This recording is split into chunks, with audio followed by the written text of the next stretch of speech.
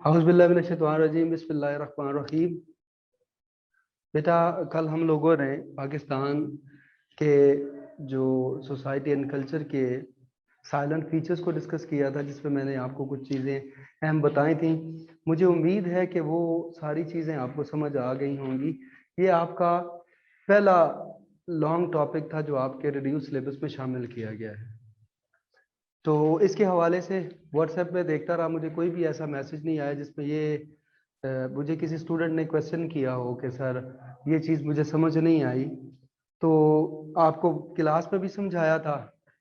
Then we discuss yesterday class, दोबारा से chapter number 6 हम लोगों ने स्टार्ट किया। और उसकी एक वजह ये भी थी कि आपकी जो जॉइंट क्लासेस का भी एक शेड्यूल आया है। तो सेकेंड ईयर बी की जो क्लास थी, वो क्लास डेफिनेटली वो 5वें चैप्टर पे मौजूद है, और इसलिए हम लोगों ने फिर छठा शुरू कर दिया। 5वां हम लोग जो है उनको बाद में, अगर इस दौरान टेस्ट वगैरह कंडक्ट होते हैं तो आपका वही टेस्ट होगा, उन्हीं टॉपिक में से होगा जो टॉपिक जो है आप लोगों को यहाँ पर मौजूद हम लोगों जो है वो यहाँ पर फिजिकल ऑनलाइन क्लासेस में हम लोग करेंगे। आज जो है हम लोग पढ़ेंगे important ancient sites of the culture significance. ये भी आपका एक बहुत अहम टॉपिक है। तो important ancient sites of cultural significance.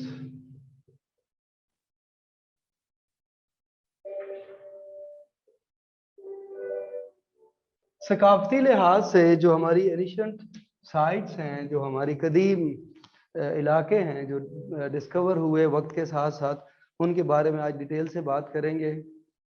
तो 2 मेजर सिविलाइजेशन यहाँ पर गुजरी हैं, जो गंदारा सिविलाइजेशन के नाम से है एक, और एक जो है वो इंडस वैली सिविलाइजेशन के नाम से है। ये 2 इम्पोर्टेंट साइट्स हैं मेजर। बाकी इसको फिर सब डिवाइड किया गया है। इन साइट्स के जो र्यून्स हैं वो किस किस इलाके में मिले हैं और कहाँ कहाँ पे डिपार्टमेंट ऑफ आर्कियोलॉजी ने इसको डिस्कवर किया, और डिस्कवर करके फिर इसकी जो हिस्ट्री थी उसको पब्लिश किया गया किताबों में और आपके कोर्सेज का हिस्सा बन गया।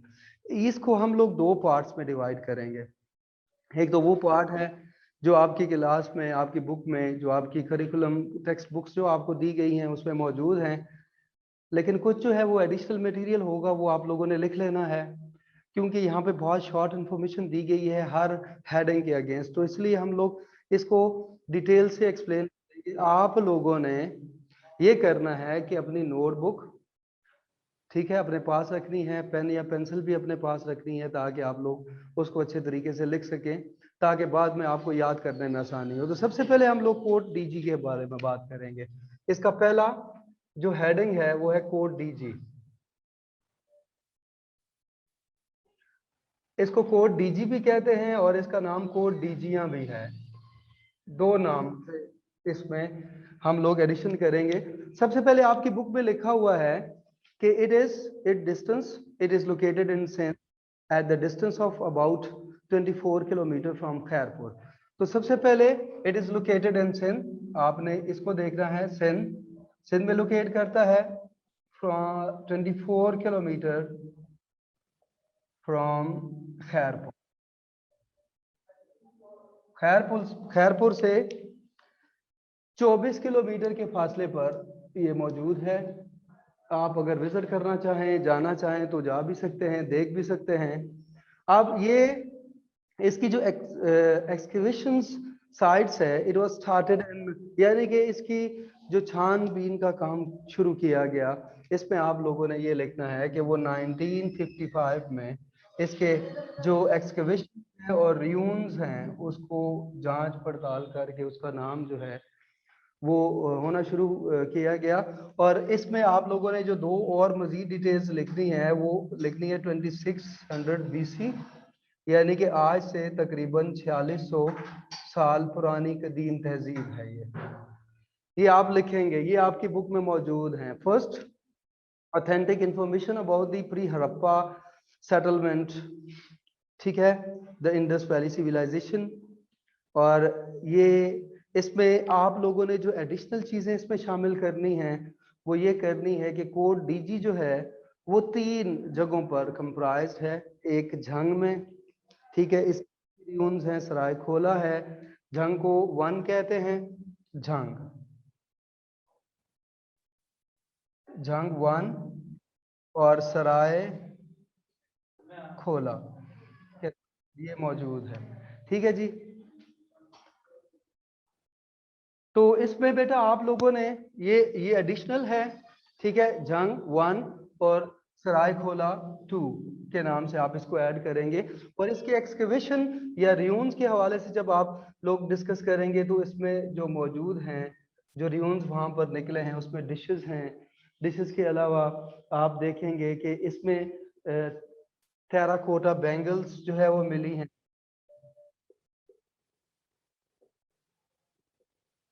चूड़ियाँ उसकी वो इन आसार कदीमा में डिस्कवर हुई चूड़ियाँ। और उसके अलावा जो है इसकी जो एज है, इसकी एज के हवाले से अगर हम लोग बात करें तो ये एज है फ्रॉम 28th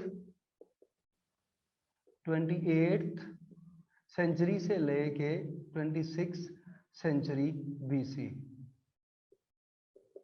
ये इसकी एज है, ये भी आपके बुक में मौजूद नहीं है, इसको भी आप लिखेंगे। और इसमें जो हथियाल सेटलमेंट है वो इसी दौर में हुई, ठीक है। और ये इसके हवाले से ये मेन पॉइंट्स मैंने आपको डिस्प्ले कर दिए, आप वाइट बोर्ड पे इसको देख सकते हैं कि अगर कोड डीजी के हवाले से आपने लिखा है तो सबसे पहले आप लोग ये देखेंगे कि ये सिंध में लोकेट करता है, खैरपुर से 24 किलोमीटर दूरी पे वाक़या है। और इसके एक्सकवेशन जो है वो 1955 में डिस्कवरीज हुई। फिर उसके बाद इसमें 2600 बीसी तारीख है इसकी, जो कि आज से तकरीबन 4600 साल पुरानी है। झंग में 1 के नाम से और सरायखोला में 2 के नाम से ये है। और इसके जो इम्पोर्टेंट रियून्स में आता टेराकोटा बैंगल्स हैं, डिशेस हैं जो कि इन्होंने बनाई वो वहां पर मिली। तो इससे इसकी जो अफिलिएशन होती है वो अफिलिएशन होती है गंदारा सिविलाइजेशन से। गंदारा सिविलाइजेशन के साथ इसका जाके अटैचमेंट डिक्लेयर होता है। फिर उसके बाद नंबर नेक्स्ट जो है वो हड़प्पा है, ठीक है, आपकी बुक में हड़प्पा नंबर 2। हड़प्पा और मोहनजोदाड़ो दोनों एक ही एज के जो रियून्स हैं इसमें डिस्कवर हुए थे by the department of archaeology in 1922। 1922 में डिपार्टमेंट ऑफ आर्कियोलॉजी वालों ने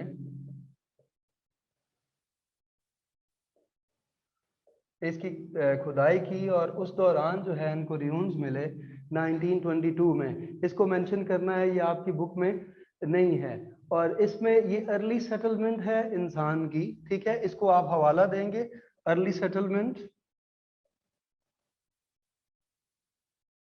settlement of man in China and south central Asia. ठीक है जी, ठीक है ना। चाइना में, साउथ एशिया और सेंट्रल एशिया में इंसान की जो है वो अर्ली सेटलमेंट के हवाले से आप इसको डिस्कस कर सकते हैं। उसके बाद एक और पॉइंट मैं आपको देने लगा हूं, इसमें जो सबसे अहम चीज थी वो था आर्ट, ठीक है, आर्ट एंड हैंडीक्राफ्ट्स, ठीक है ना, आर्ट्स हैंडीक्राफ्ट्स जो कि आपकी बुक में मौजूद नहीं है। इसके अलावा जो मौजूद नहीं है वो आप लिखेंगे स्टोन्स, मेटल्स,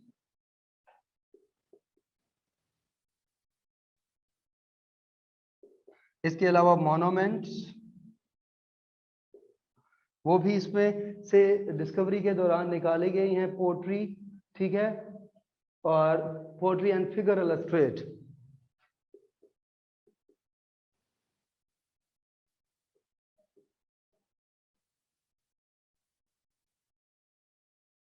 ये खुद इसकी जब इसको खोदा गया तो उस दौरान ये सारी चीजें जो हैं वो मिली हैं। और उसके बाद जो है आपने लिखना है it was a high develop and sophisticated, ठीक है, सोसाइटीज 5000 years ago, ठीक है, it was highly developed and sophisticated.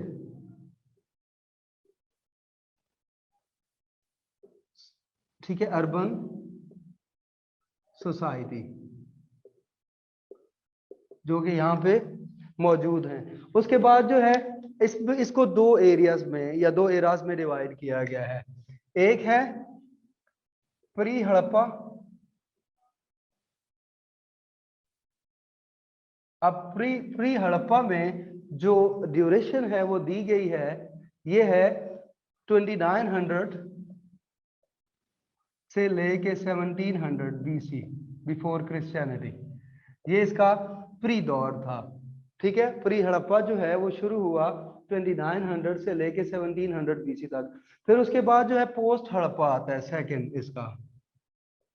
आप पढ़ रहे हैं तो आपको पता भी चले ना कि इसमें और डिटेल क्या है। अगर लिखना पड़ जाए शॉर्ट क्वेश्चन के तौर पे भी ये आएगा। ये जो दौर रहा है वो यहाँ से शुरू होगा 1700 से लेके 1200 BC तक। ये पोस्ट हड़प्पा है। ठीक है जी, हड़प्पा के बाद जो दौर आया, और इसमें जो एक्सकेवेशंस हैं, ठीक है, वो पोट्री स्टैचूज हैं, वो आप लिखेंगे पोट्री स्टैचूज। इसके अलावा जो है स्केल्टन्स हैं।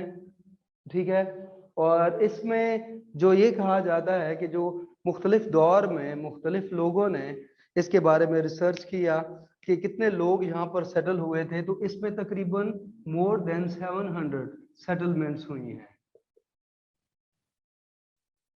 हड़प्पा में। ठीक है जी, इंडस वैली सिविलाइजेशन हुआ ये था कि क्लाइमेटिक चेंज, आर्यन का दौर था। आर्यन में दो थे, एक वाइट आर्यन थे और एक रेड आर्यन थे। ठीक है, और ये कैस्पियन सी के किनारे के ऊपर आबाद थे। समझ आ रही है बात के नहीं? रेड आर्यंस और वाइट आर्यंस ये कैस्पियन सी के किनारों पर आबाद थे। क्लाइमेटिक चेंज की वजह से इनकी माइग्रेशन हुई और माइग्रेशन करके ये दुनिया के मुख्तलिफ हिस्सों में फैल गए। जैसे उन्होंने जब क्रॉस किया तो इंडस रिवर के साथ साथ चलना शुरू कर दिया, कोई हिंदू कुश से नीचे उतर के, और आकर हड़प्पा और मोहनजोदाड़ो के ऊपर आबाद हो गए। ठीक है, हड़प्पा और मोहनजोदाड़ो में जब वो आकर आबाद हुए तो यहाँ पर उन्होंने देखा और उन्होंने एक अपनी अर्बन सोसाइटी डेवलप की। ठीक है, हड़प्पा और मोहनजोदाड़ो के दरमियान जो फासला है वो तकरीबन 100 किलोमीटर पर मुश्तमिल है। 100 kilometre between Harappa and Mohenjodaro. कुछ लोगों ने आकर पंजाब में साहिवाल के करीब हड़प्पा में अपने सेटलमेंट्स किए और कुछ लोग आगे निकल गए, वो सिंध में जाके उन्होंने मोहनजोदाड़ो, मोहनजोदाड़ो का मतलब है मुर्दों का टीला, हम लोग उसको बाद में डिस्कस करेंगे। तो ये नॉर्थ कराची में, ठीक है सर, जी बेटा, सर मिनाहिल को एंटर कर दी। जी बेटा, मिनाहिल को एंटर कर दी। जी बेटा मैं करता हूँ।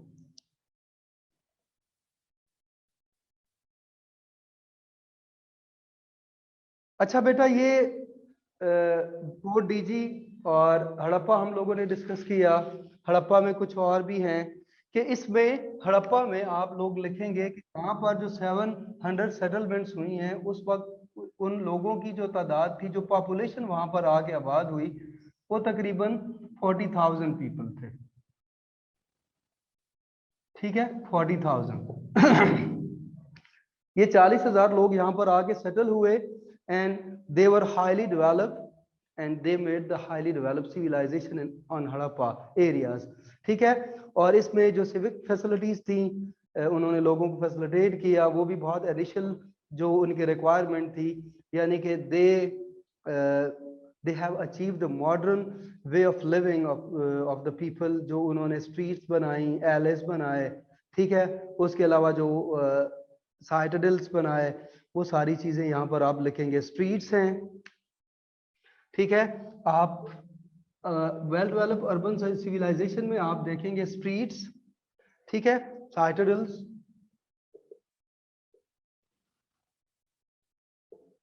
ठीक है, साइटडल्स वहां यहाँ पर तमीर किए गए, इसको किला कहते हैं, और एलेस,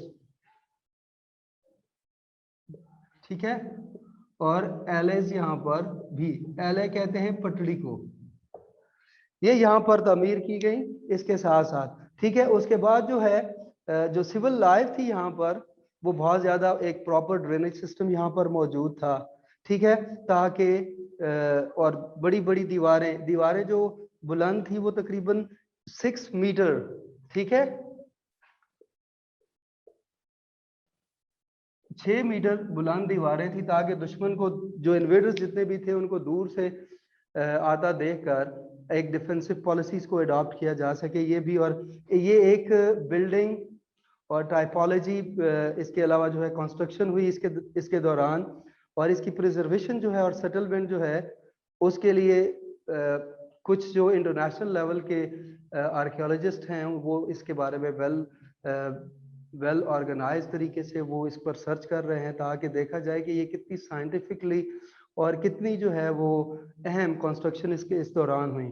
तो इसमें बेटा आप लोगों ने कुछ पूछना है तो पूछ ले। ये बहुत छोटा सा एक पैराग्राफ लिखा हुआ था आपकी बुक में, तो मैंने ये कहा कि इसको थोड़ा सा, क्योंकि उसमें आपको नहीं पता कि यहाँ पर सेटलमेंट्स कितनी हुई थी, यहाँ पर कितने लोग आकर आबाद हुए थे, तो ये सारी चीजें आप लोगों को वेल अवेयर करेंगी अपने टॉपिक के हवाले से कि इसमें ये चीजें ऐड करनी है। इसमें प्री हड़प्पा के हवाले से आप डिस्कस करेंगे तो आपको पता होना चाहिए कि 2900 से लेके 1700 बीसी तक है, इट इज प्री हड़प्पा।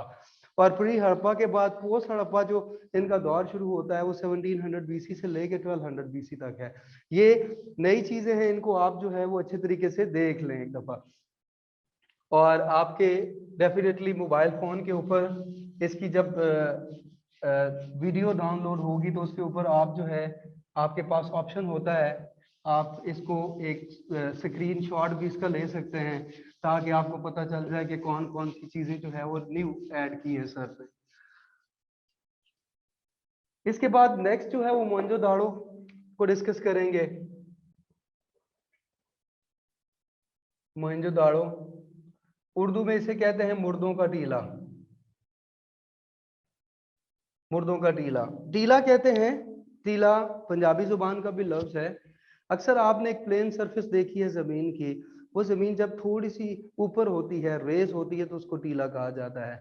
क्योंकि यहाँ पर मुर्दों के बहुत से रियून्स मिले हैं, इसलिए इसको, इसका नाम जो है मोहनजोदाड़ो रखा गया। मोहनजोदाड़ो सिंधी जुबान का लफ्ज है और मैंने आपको बताया कि इसका मतलब क्या है।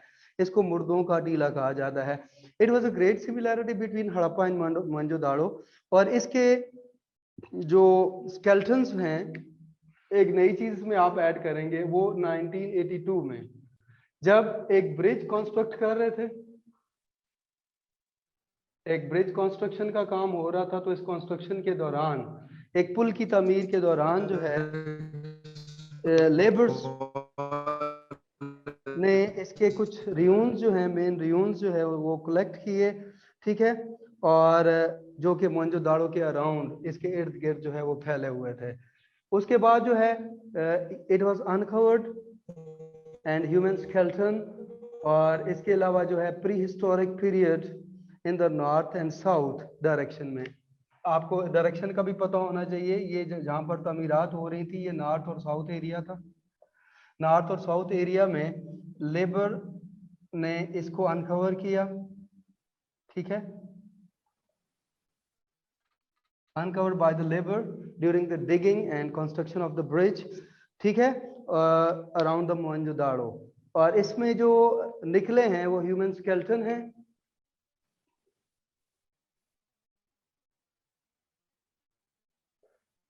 ठीक है, ह्यूमन स्केलेटन यहाँ से निकले। और इसके अलावा जो है पाकिस्तानी डिपार्टमेंट ऑफ आर्कियोलॉजी ने फिर इसके एनालिसिस किए, और जो नए फैक्ट सामने आए वो इंडस वैली सिविलाइजेशन के हवाले से, क्योंकि यहाँ पर कुछ स्मॉल चैम्बर्स भी बने हुए थे और ट्रेडिंग प्लेसेस जो है वो भी डिस्कवर हुई। ठीक है, चैम्बर्स और ट्रेडिंग, जहाँ से वो लोग ट्रेड करते थे, वो भी यहाँ से डिस्कवर हुई। तो ये मोहनजोदाड़ो का टॉपिक है। मोहनजोदाड़ो और हड़प्पा बुनियादी तौर पे एक ही सिविलाइजेशन से बिलोंग करने वाले दो सोसाइटीज हैं। मैंने आपको बताया कि कुछ आर्यंस, जब कोई हिंदू कुछ से नीचे आए, जैसे कि हम लोगों ने किताबों में पढ़ा, आकर क्लाइमेटिक चेंज की वजह से फैले, पूरी दुनिया में उनके ट्रूप्स गए, जाकर मुख्तलिफ सेटलमेंट्स हुई, इंडिया के एरियाज में हुई, कुछ श्रीलंका की तरफ हुई, कुछ आगे पीछे, और बाद में ये आर्यन जो है वो बुद्धिज्म में और हिंदुइज्म में कन्वर्ट हो जाते हैं। ठीक है, अब इनके आसार कदीमा फिर जहां जहां वो रहे थे, अब इंडस वैली सिविलाइजेशन और कोड डीजी में ये फर्क है। सबसे पहले तो एक नुमाया फर्क आप देख लें, ये फर्क है कि एक 4600 ईयर्स बिफोर कोड डीजी की हमारी जो प्री आप देख लें हिस्ट्री है वो 46 ईयर्स अगो, और इंडस वैली सिविलाइजेशन की जो हिस्ट्री है वो 5000 ईयर्स अगो, यानी कि उससे भी 400 साल आगे की है। तो इसमें थोड़ा सा वेरिएशन आता है। अब इसमें इंडिया और ईरान दोनों इस बात पर मुत्तफिक नहीं है। इंडिया ये कहते हैं कि गंगा सिविलाइजेशन जो है, और ईरान कहता है कि सुमेरियन सिविलाइजेशन जो है वो इंडस वैली सिविलाइजेशन के साथ रिजेम्बलेंस है, यानी कि उससे मिलती जुलती ये तहजीबें हैं। लेकिन ऐसा नहीं है, क्योंकि वहाँ पर जो र्यून्स मिले, उनकी जो डिस्कवरी हुई, ठीक है, जो जो आसार कदीमा वहाँ से मिले, वो अगर पाकिस्तान के इन इंडस वैली सिविलाइजेशन के साथ या गंदारा सिविलाइजेशन के साथ उसको मैच किया जाए तो बिल्कुल यहाँ पर एक दूसरे से बिल्कुल टोटली मुख्तलिफ हैं। उसके बाद नंबर नेक्स्ट जो हम लोग डिस्कस करेंगे वो है टेक्सला। ठीक है, टेक्सला के हवाले से बहुत मुफीद आप लोग लिखेंगे अपनी नोटबुक्स के ऊपर। तो टेक्सला भी एक एनिशंट सिविलाइजेशन, सबसे पहले तो आपको पता होना चाहिए कि गंदारा सिविलाइजेशन यहाँ पर गुजरी है। आप जो नई चीजें आपने इसमें लिखनी है वो ये लिखनी है कि 400 AD में, ठीक है, फाहेन, ठीक है, he was a Pilgrim of Gautam Buddha, और चाइना से इनका ताल्लुक था। तो चाइनीज पिलग्रिम यहां पर आए, उनका नाम था फाहिम, और जब वो यहाँ पर आए, उन्होंने यहाँ पर आके देखा कि यहाँ पर जितना भी कल्चर था वो रिच और फ्लोरिशिंग था। Rich society and flourishing culture के साथ उन्होंने इसको देखा। फिर वो वापस चले गए। ठीक 100 साल बाद दोबारा एक चाइनीज पिलग्रिम यहाँ पर आते हैं, और वह यहाँ पर आके देखते हैं, यानी कि ये था 400 AD में। 400 AD के बाद जब 500 AD में यहाँ पर चाइनीज पिलग्रिम जो कि यहाँ आए, तो उन्होंने आकर देखा तो it was badly destroyed by the Hund's. White Hund's यहाँ पर आए तो उन्होंने आकर यहाँ पर 500 AD में दोबारा एक पिलग्रिम आते हैं, और 630 में जब एक चाइनीज पिलग्रिम कहते हैं जायरीन को, ठीक है, कोई जायर आया यहाँ पर इनको मानने वाला, तो ये डिस्ट्रॉयड कंडीशन में थी, ठीक है, डिस्ट्रॉयड कंडीशन में। और उनके ख्याल में ये था कि वाइट हॉर्न्स ने इन पर हमला करके इनके तमाम एरियाज को डिस्ट्रॉय कर दिया। ठीक है, जो दूसरे आने वाले लोग थे वो हैंगसांग थे, उन्होंने दौरा किया। तो दो नाम आपके सामने आ गए, एक तो फान यहाँ पर आए, ये 4वीं सदी ईस्वी में आए थे। उसके बाद जो है 5वीं सदी ईस्वी में एक दौरा हुआ, उस वक्त भी हालात ठीक थे, लेकिन 630 में जब वो यहाँ पर आए तो उन्होंने देखा कि इनकी तमाम के तमाम जितने भी एरियाज थे वो डिस्ट्रॉय हो गए थे। ठीक है, और इसमें जो आर्कियोलॉजिस्ट डिपार्टमेंट है वो ये कहता है कि टेक्सला जो है, अगर आप देखें तो वहाँ पर गौतम बुद्धा के जो है वो सर अभी भी मौजूद हैं, ढांचे भी मौजूद हैं। इसके अलावा जो है टेराकोटा के वहाँ पर वो भी ढांचा मौजूद है। स्तूपा जो है वो बुनियादी तौर पे मैंने आपको कहा था, it is a place of worship. एक बहुत पिलर सा होता है साइडों पे, उसके खाने होते हैं दरमियान में। ये बुद्धिज्म से ताल्लुक रखने वाले लोगों का अपना एक नजरिया है कि वो उसमें आग लगाते थे, और आग लगाने के बाद उसके अराउंड सर्कल करते थे, और अपनी जितने भी डिजायर हैं, जितने भी विशेस हैं, उसके लिए वो इबादत करते थे। तो ये उनका इबादत का तरीक़ेकार था। ठीक है, इसमें लिखा हुआ है archaeology department at Hathial mount 500 metres east of Taxila. ये हथियाल में 500 मीटर टेक्सला से जब आगे जाएंगे तो म्यूजियम आपको नजर आएगा 500 मीटर। और उसके बाद जो है गंदारा ग्रेव जो है वो यहाँ पर है, वहां पर आप देखेंगे इनका जो दौर था वो 13 से 8 यानी 13 से लेके 800 BC के दौरान ये दौर गुजरा है। ठीक है, अब बुक में तो सिंपली इसका लिखा हुआ है, छोटा सा एक पैराग्राफ है कि ये एक हिस्टोरिकल साइट है टेक्सला, जो कि इस्लामाबाद से, ये यहाँ पर आप ये भी लिखते हैं अपनी बुक वाला, इस्लामाबाद से तकरीबन 16 किलोमीटर के फासले पर है। जब आप वहां पर जाएंगे तो आपको सिरकप का, इसके अलावा मोड़ा मुरादो है, ठीक है, जोलियां है, ठीक है, ये सारी साइट्स वहां पर मौजूद हैं। अगर आपका विजिट हो टेक्सला की तरफ तो इन साइट्स को आप लोग देख सकते हैं। यहाँ पर यूनिवर्सिटी ऑफ स्कल्पचर भी है, यहाँ पर दुनिया के बहुत दूर दूर से लोग, यहाँ पर आपको कहते हैं ना चाइनीज पिलग्रिम यहाँ पे आए, वो क्यों आए? एजुकेशन हासिल करने के लिए आते थे। यहाँ पर यूनिवर्सिटी ऑफ आर्ट होती है। आजकल भी अगर आप देखें तो टेक्सला में मेजर कुछ लोग ऐसे हैं जो इसी के साथ अफिलिएटेड हैं। लोग वहाँ पर पत्थरों के ऊपर नक्शकारी करते हैं, गौतम बुद्धा के स्तूपास और स्ट्रक्चर्स वगैरह बनाते हैं, और उसको जो है बुद्धिज्म से ताल्लुक रखने वाले जितने भी लोग हैं उनके यहाँ फिर महंगे दामों बेचते हैं, इंडिया की तरफ उनको बेचा जाता है, इंडियन बॉर्डर्स के ऊपर। ठीक है, तो ये सारी चीजें आपने इस पे लिखनी है, ये बहुत अहम है।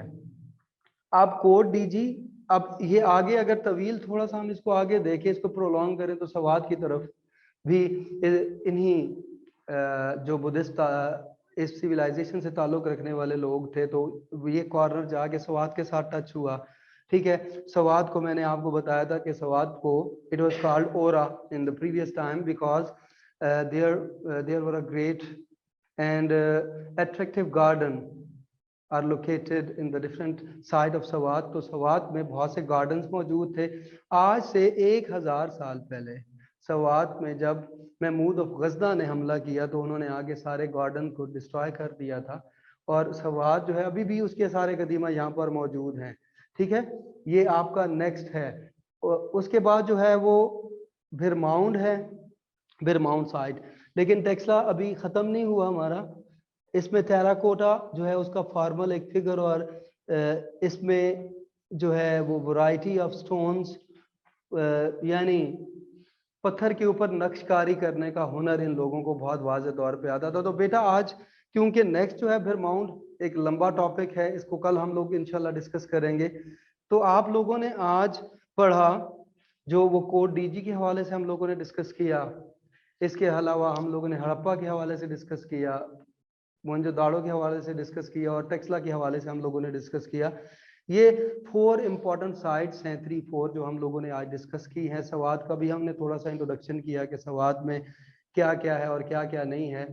तो बुनियादी तौर पर ये जो एडिशनल मटेरियल इसमें मैंने ऐड किया है वो इसलिए किया है कि बाज़ औक़ात क्योंकि ये टॉपिक्स आपके रिड्यूस सिलेबस में आए हुए हैं, हो सकता है कि आपको इस पर शॉर्ट क्वेश्चन दे दें, वो कहें कि right a short note on Taxila, ठीक है, सवाल। तो आपके पास जो है वो लार्ज वैरायटी ऑफ डाटा होना चाहिए, इंफॉर्मेशन होनी चाहिए, तो आप इसके अगेंस्ट जो है वो दे सकें। ठीक है, हुरैरा है। तो आपने फिर मोहनजोदाड़ो, हड़प्पा, ये मेजर जो इन्फॉर्मेशन मैंने आपको दी कि हड़प्पा और मोहनजोदाड़ो के दरमियान 100 किलोमीटर का फासला है, तो ये सारी चीज़ें आपने उसके साथ साथ एक्सप्लेन कर दी। और जो भी फैक्ट्स एंड फिगर्स इस पे मैंने लिखे हैं उसको आप अगर लिखेंगे, जैसे प्री हड़प्पा कौन कौन, कहाँ उसका ड्यूरेशन कहाँ से कहाँ तक था, फिर पोस्ट हड़प्पा का जो ड्यूरेशन था वो कहाँ से कहाँ तक था, फिर इसका बैकग्राउंड भी आप लोगों को पता होना चाहिए कि क्लाइमेटिक चेंज की वजह से ये पीपल माइग्रेशन हुई और 40,000 के करीब यहाँ पर, और ये तकरीबन 700 सेटलमेंट थी जिसमें तकरीबन 40,000 लोग यहाँ पर आके आबाद हुए। इस पे मैंने आपको बताया कि आर्नल्टाइन बी का, जॉन मार्शल का और इब्ने खल्दून का। इब्ने खल्दून ने तारीखुल अब्बर लिखी, फिर स्टडी ऑफ हिस्ट्री लिखी गई इसके ऊपर। तो अब आप लोगों के पास इतना ज़्यादा वक्त तो नहीं है कि आप स्टडी ऑफ हिस्ट्री को पढ़ें या तारीखुल अब्बर पढ़ें, तो आपने जो आपके टॉपिक हैं अगर आप उसमें से थोड़े थोड़े इंफॉर्मेशन अगर ऐड कर देंगे तो आपको इसको एक्सप्लेन करने में बहुत आसानी, और ये बहुत इंटरेस्टिंग होते हैं अगर देखा जाए। लेकिन जिन लोगों को हिस्ट्री में थोड़ा सा इंटरेस्ट होता है वो इसको बहुत लाइक करते हैं। जैसे मुझे हिस्ट्री में अगर इंटरेस्ट है तो मैं कहीं से कोई डेट वगैरह देखता हूँ, प्री हड़प्पा की जो डेट मैंने मेंशन की, पोस्ट हड़प्पा की मेंशन की, तो ये मेरे लिए एक नई चीज होती है, वो मैं लिख लेता हूँ किसी कॉपी के ऊपर, बुक के ऊपर। तो सॉरी तो आप लोग भी इसी तरीके से कहीं से भी नई चीज मिले, आप लोगों को कोई भी नया डाटा आपको मिल जाए, चाहे टीचर्स के पढ़ाने के दौरान या किसी न्यूज़पेपर को पढ़ते हुए या किसी और बुक को पढ़ते हुए, तो वो लिख लिया करें। यही इंफॉर्मेशन होती है, यही वो डाटा होता है, और यही लर्निंग होती है कि आप जिंदगी में सम पॉइंट्स, अगर कुछ पॉइंट्स आप लोगों ने नए सीखे हैं, हर रोज इंसान थोड़ा थोड़ा सीखता है, तो आप भी इसी तरीके से थोड़ी थोड़ी चीजों को सीखा करें। तो आज 4 टॉपिक डिस्कस हुए, और 4 टॉपिक्स में अगर आपको किसी किस्म का कोई इशू आता है तो आप मुझसे डिस्कस कर लें व्हाट्सएप के ऊपर, मुझे डायरेक्ट भी आप मैसेज कर सकते हैं, बता सकते हैं कि सर ये क्या हुआ है, इसमें हमें कोई इशू आ रहा है। उसके बाद जो भैंबर है, सवाद को हम लोगों ने डिस्कस किया, ये तकरीबन कराची से 64 किलोमीटर के फासले पर, अभी 5 मिनट बाकी थे तो मैंने कहा मैं एक और चीज आप, तो ये कराची से तकरीबन 64 किलोमीटर के फासले पर, इसका पुराना नाम देबल है। देबल वो जगह है जहां पर 712 ईस्वी में मोहम्मद बिन कासिम ने यहाँ पर इन्वेड किया, और उसकी वजह, उसका मैंने एक डिटेल हिस्ट्री आपको बताई थी कि जुबैदा नामी औरत ने, क्योंकि इस किंग सेलोन ने जब इन्वेड किया था तो बहुत से यतीम बच्चे और बेवा औरतें उनके पास चली गई, ठीक है। तो वहां से फिर जब उन्होंने हजाज बिन यूसुफ को कॉल किया तो सारे लोगों को शिप्स में सवार करके और चंद गिफ्ट से भरी हुई शिप्स भी मौजूद थी जो कि देबल आई, और यहाँ पर पायरेट्स ने उनको लूट लिया, ठीक है। और लूट लिया जब हजाज बिन यूसुफ ने राजा दायर was the king of table, उन्होंने उससे जब ये कहा, क्लेम किया कि आप हमारा लूटा हुआ माल भी और औरतें भी वापस करें, जुबैदा नामी एक औरत ने खत लिखा था हजाज बिन यूसुफ को, तो उन्होंने पहले कुछ ट्रूप्स भेजे, वो शिकस्त हुई उनको, तो फिर उन्होंने अपने जो है वो दामाद भी थे, नेफ्यू भी थे, उनको भेजा कि आप जाएं और जाके राजा दायर के खिलाफ जो है वो जंग करें। तो वार अफेयर शुरू हुए, राजा दायर जो है वो कत्ल हो गया, और उसके बाद जो है वो मिसेस दायर हैं, वो फिर उनकी भी लड़ाई हुई मोहम्मद बिन कासिम से। बहरहाल उन्होंने देबल पर कब्जा किया, और देबल पर कब्जा करने के बाद वहां पे एक सिटी जो है एस्टेब्लिश किया जिसका नाम मंसूरा रखा। तो मंसूरा बुनियादी तौर पे वो सिटी है जिनको उन्होंने अपने बेटे के नाम पे रखा, ठीक है, उनके सन उमर, ठीक है, एंड नेम मंसूरा। अब इसके दरमियान में बिल्कुल मस्जिद बनाई गई, साइडों पे फसीलें बनाई गई, लंबी लंबी ऊंची ऊंची दीवारें थी जहां पर इन्वेडर्स को देखा जा सकता था। तो ये तकरीबन खत्म हो गया है, और इम्पोर्टेंट बिल्डिंग है, बिल्डिंग के हवाले से अगर आप लोगों ने डिस्कस करनी होगी तो आप लोग ये कह सकते हैं कि लाहौर में मस्जिद वजीर खान है, शालामार बाग है, शाही किला है, बादशाही मॉस्क है। तो मैंने आपको बताया था कि इसमें इंपॉर्टेंट साइट्स ऑफ पाकिस्तान में आ सकते हैं, आपके नेम ऑफ बिल्डिंग्स आ सकते हैं। इसके अलावा मैंने आपको कैलीग्राफर्स का भी कहा था कि अगर उनको भी देख लें तो कैलीग्राफर जो है वो भी, वो इम्पोर्टेंट साइट्स में तो नहीं आते, लेकिन सम मेजर जो फीचर्स हैं हमारे उनके साथ भी जो है वो अफिलिएट होते हैं, क्योंकि जितने भी आप देखें कैलीग्राफर्स हैं उन्होंने ही हमारी जो हिस्टोरिकल बिल्डिंग्स हैं उनके ऊपर अपनी, कैलीग्राफर कहते हैं खत्ताती को, कैलीग्राफी कहते हैं खत्ताती को। खत्तात भी बहुत अहम किरदार अदा करता है किसी भी बिल्डिंग को बनाने में या उसके ऊपर खत्ताती करने के हवाले से, जो भी लिखा जाता है उनके ऊपर, तो कई साल इसी तरीके से चलता रहता है। तो खत्तात जो है उनके नाम भी आप याद कर लें, हो सकता है उसमें से भी एक शॉर्ट क्वेश्चन पूछा जा सके। तो बेटा इसमें आपको अगर कोई चीज समझ नहीं आई तो मुझसे डिस्कस कर लें, टाइम खत्म हो गया है। Anybody want to ask any question about any topic, तो आप मुझसे पूछ सकते हैं, कोई क्वेश्चन? Yes sir. जी बेटा। सर ये बेटा आपने ये जो लिखा हुआ है क्रिश्चियंस पिलग्रिम्स, इनका नाम आप प्लीज दोबारा बता दें। बेटा ये फाहन नाम है इसका ना, इसमें FA है पिलग्रिम का, और HUEN है, फाहन इसको पढ़ते हैं। और उसके बाद जो दूसरा नाम मैंने लिखा है इसको हन, इसमें T साइलेंट होगा, हन सैंग इसको आप कहेंगे। ये आए थे, ये 4वीं सदी ईस्वी में आए थे जब फ्लरिशिंग कंडीशन में था गंधारा सिविलाइजेशन। थोड़ा सा आइडिया हो जाता है ना कि जो जब 14th सेंचुरी थी तो गंधारा सिविलाइजेशन एक फ्लरिशिंग कंडीशन में था, एक डेवलप सिटीज के तौर पर मौजूद था, लोग भी मौजूद थे। लेकिन वाइड हंस ने जब उनके ऊपर इन्वेजन किया तो डिस्ट्रॉय कर दिया सारा एरिया। तो जब दोबारा वो आए तो दोबारा आने के बाद जब 630 एडी में यहाँ पर हन सेंग की आमद होती है तो वो देखते हैं कि इट वाज कंप्लीटली डिस्ट्रॉयड, तो बिल्कुल तबाह हो चुका होता है। तकरीबन कोई 150-200 सालों के दरमियान गंधारा सिविलाइजेशन जो है वो बिल्कुल खत्म हो गई। तो बेटा इसके अलावा कोई और क्वेश्चन अगर किसी बच्चे ने पूछना हो तो। मैंने नाम बता दिए आपको, लिखे भी हुए हैं, फाहन और दूसरा जो है वो हन सेंग, इसमें टी साइलेंट होगा, इसको आप टिसांग नहीं पढ़ेंगे, ठीक है, इसमें टी साइलेंट है लेकिन टी आपने लिखना है। ये एडिशनल है, आप जब लिखेंगे इसको तो फिर आपने साथ साथ ये भी देखना है कि हवाले भी देने हैं। इसीलिए मैंने ये जितने भी यानी कि 400 एडी में, फिर 500 एडी में, फिर 630 एडी में, ये आप लोगों ने हवाले देने हैं, ठीक है। तो हवाले देते हुए आप इसको लिखेंगे। वैसे तो हमारी बुक में जो है वो टेक्सला के ऊपर बहुत शॉर्ट सा ही लिखा हुआ है, लेकिन कुछ चीजें इसके साथ मिलती जुलती हैं, जैसे 2600 BC। तो बेटा कोई चीज पूछनी है और एनी क्वेश्चन? ओके बेटा, अल्लाह हाफिज।